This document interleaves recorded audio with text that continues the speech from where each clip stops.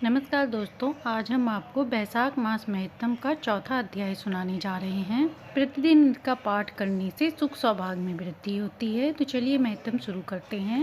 बैसाख मास महत्तम के अध्याय 3 में नारद जी ने राजा अम्बरीश को वैशाख मास का महत्तम बताते हुए बताया था कि श्री हरि को वैशाख मास क्यों इतना प्रिय है। अब अध्याय 4 में 5 प्रेतों की कथा का अध्ययन करेंगे। तो गणेश भगवान को याद करते हुए महत्तम शुरू करते हैं। वक्रतुंड महाकाय सूर्यकोटि समप्रभा निर्विघ्नं कुरु मे देव सर्वकार्येषु सर्वदा। तो प्रेम से बोलिए गणेश भगवान की जय। राजा अम्बरीश ने नारद मुनि को कहा, हे मुनि, आपके चिंतन मात्र से पाप राशि का अंत हो जाता है। उस पाप प्रशमन नामक को मैं भी सुनना चाहता हूँ। आज मैं धन्य हुआ, आपने मुझे उस शुभ विधि का श्रवण कराया जिसके सुनने मात्र से पापों का क्षय हो जाता है। तो गणेश भगवान को याद करते हुए महत्तम शुरू करते हैं। वक्रकुंड महाकाय सूर्यकोटि समप्रभा निर्विघ्नं कुरु मे देव सर्वकार्येषु सर्वदा। तो प्रेम से बोलिए गणेश भगवान की जय। राजा अम्बरीश ने नारद मुनि को कहा, हे मुनि, जिसके चिंतन मात्र से पाप राशि का अंत हो जाता है, उस पाप प्रशमन नामक को मैं सुनना चाहता हूँ। आज मैं धन्य हुआ, आपने मुझे उस शुभ विधि का श्रवण कराया जिसके सुनने मात्र से पापों का क्षय हो जाता है। वैशाख मास में जो भी पुरुष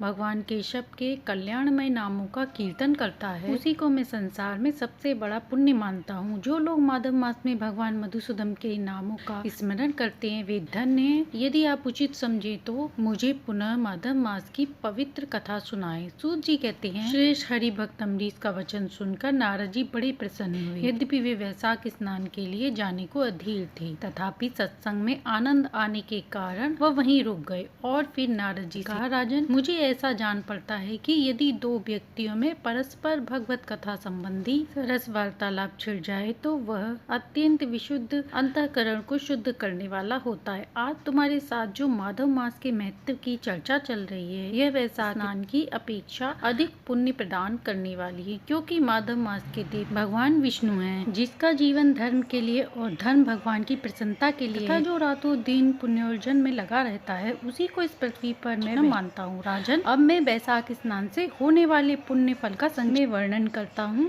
विस्तार के साथ सारा सार सुनो। इसका वर्णन मेरे पिता ब्रह्मा जी भी नहीं कर सकते। वैशाख में डुबकी लगाने मात्र से समस्त पाप छूट जाते हैं। पूर्व काल की बात है, कोई मुनीश्वर तीर्थ यात्रा के प्रसंग से सब जगह घूम रहे थे। उनका नाम मुनि शर्मा था। वे धर्मात्मा, सत्यवादी, पवित्र तथा शांति धर्म से युक्त थे। उन्होंने साधना द्वारा मन पर संयम और इंद्रियों पर वश कर रखा था। वे प्रतिदिन पितरों का तर्पण और श्राद्ध करते।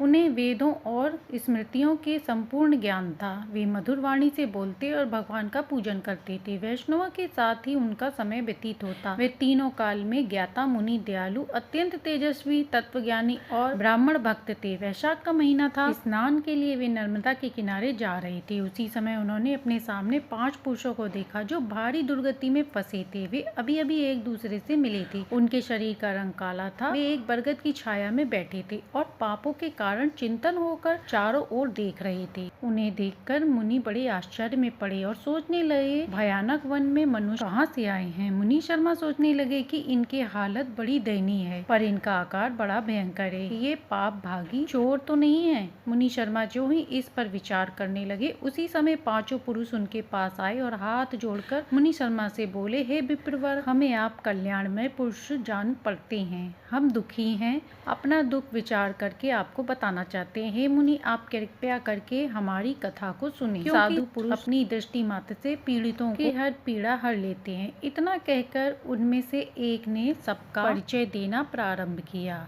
मैं पंचाल देश का क्षत्रिय हूँ। मेरा नाम नरवाहन है। मैं मार्ग में मोहवश बाण द्वारा एक ब्राह्मण की हत्या कर डाली। मुझसे ब्रह्म हत्या का पाप हो गया, इसलिए शिखा, सूत्र और तिलक से रहित होकर इस पृथ्वी पर घूमता हूँ और सबसे कहता फिरता हूँ कि मैं ब्रह्म हत्यारा हूँ। मुझ महापापी ब्रह्मघाती को आप कृपा की भिक्षा दें। इस दशा में पड़े पड़े मुझे 1 वर्ष बीत गया है। मैं पाप से जल रहा हूँ। मेरा चित्त शोक से व्याकुल है तथा ये जो सामने दिखाई दे रहे हैं, इनका नाम चंद्र शर्मा है, जो जाति के ब्राह्मण हैं। इन्होंने मोह से मलिन होकर गुरु का वध किया और ये मगध देश इन्होंने परित्याग कर दिया है। ये भी घूमते घूमते देवयोग से यहाँ आ पहुँचे हैं। इनके भी न शिखा है न सूत्र है। ब्राह्मण का कोई भी चिन्ह इनके शरीर में नहीं रह गया है। इनके सिवा जो ये तीसरे व्यक्ति हैं, उनका नाम देव शर्मा है, जो मुनि है। ये भी बड़े कष्ट में हैं, ये भी जाति के ब्राह्मण हैं। इन्होंने मोहवश वेश्या की आसक्ति में फंसकर शराबी हो गए। इन्होंने भी पूछने पर सारा हाल कह सुनाया। अपने प्रथम पापचार को याद करके इनके हृदय में बड़ा दुख कलेश है। ये सदा अपने मन के दुख से पीड़ित रहते हैं। इनकी स्त्री, बंधु बांधुओं ने तथा गांव के सब लोगों ने वहां से इन्हें निकाल दिया है। ये अपने उसी पाप के साथ भ्रमण करते हुए यहाँ आए हैं। और चौथे महाशय जाति के वैश्य हैं। इनका नाम विदुर है। ये गुरु पत्नी के साथ समागम करने वाले हैं। इनकी माता मिथिला में जाकर वैश्या हो गई थी। इन्होंने मोहवश 3 महीनों तक उसी का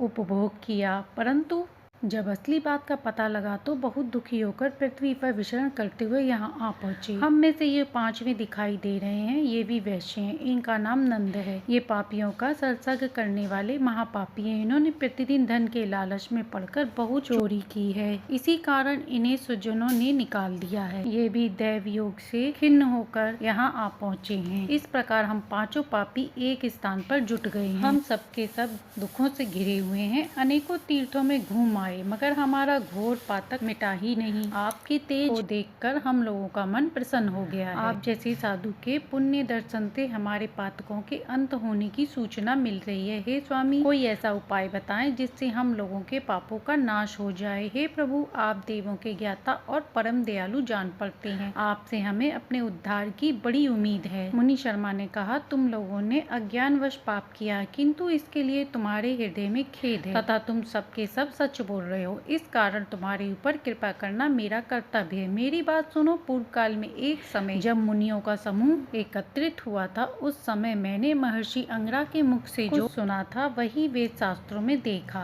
वह आपके लिए विश्वास करने योग्य है। मेरी आराधना से संतुष्ट हुए स्वयं भगवान विष्णु ने पहले ही ये बात बताई थी। वह इस प्रकार है, भोजन से बढ़कर दूसरा कोई तृप्ति का साधन नहीं, पिता से बढ़कर कोई गुरु नहीं है, ब्राह्मणों से उत्तम कोई दूसरा पात्र नहीं है तथा भगवान विष्णु से श्रेष्ठ कोई दूसरा देवता नहीं है। गंगा की समानता करने वाला कोई तीर्थ नहीं है। गोदान की तुलना करने वाला कोई दान नहीं है। गायत्री के समान जप नहीं है। एकादशी के तुल्य व्रत के, भार्या के समान मित्र, दया के समान धर्म तथा स्वतंत्रता के समान कोई सुख नहीं है। गृहस्थ से बढ़कर आश्रम नहीं है और सत्य से बढ़कर सदाचार नहीं है। इसी प्रकार संतोष के समान सुख तथा वैशाख माह के समान पापों का नाश करने वाला दूसरा मास कोई नहीं है। वैशाख मास भगवान मधुसूदन को अत्यंत प्रिय है। गंगा आदि तीर्थों में वैशाख स्नान का सुयोग अत्यंत दुर्लभ है। उस समय गंगा, यमुना तथा नर्मदा की प्राप्ति कठिन होती है। जो शुद्ध हृदय वाला मनुष्य भगवान के भजन में तृप्त रहकर वैशाख मास में प्रातः काल स्नान करता है, वह सब पापों से मुक्त होकर परम गति को प्राप्त होता है। इसलिए पुण्य के सारभूत इस वैशाख मास में तुम सभी पातकों मेरे साथ नर्मदा तट पर चलो और उसमें गोते लगाओ। नर्मदा के जल का